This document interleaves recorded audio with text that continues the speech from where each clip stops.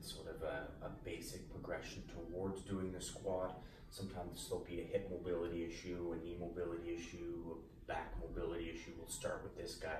Really helps groove what we call a hip hinge or a hip dominant squat.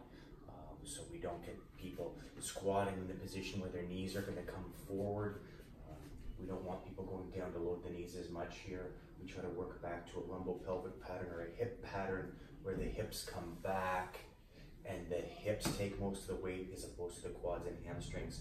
So we call this a kneeling squat, and it starts, oddly enough, in the kneeling position. So we're here, toes are up, toes are nice and feet are nice and active during this.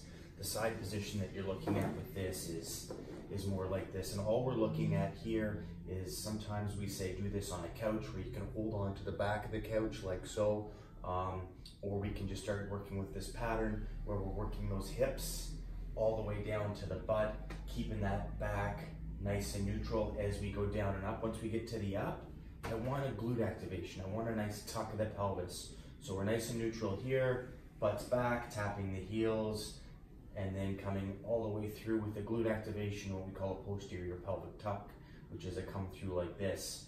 A little more challenging to get a little bit lower, is get a little bit wider with those legs, come a little bit lower in that kneeling squat, now nice and low, butt's touching the floor, lots of tension through those knees and quads, all the way up with that tuck.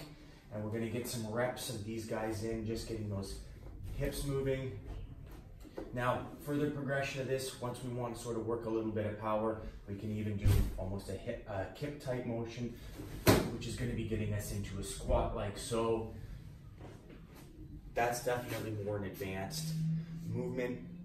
I want to really focus on the hip hinge, the first portion of this exercise, which is the hips back, hips forward, working and controlling that pelvis as it sort of rolls back into an anterior tilt, and as we come forward, getting the hips and pelvis above us for that pelvic stability, into a posterior tuck with a good squeeze of the glutes. Kneeling squat.